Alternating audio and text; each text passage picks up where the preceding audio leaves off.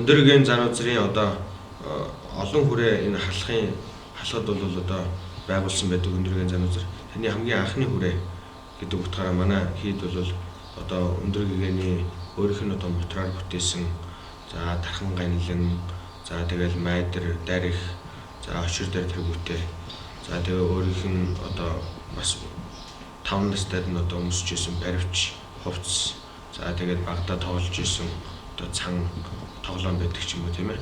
Иймэрхүү зүйлсүүд хадгалагдаж байгаа.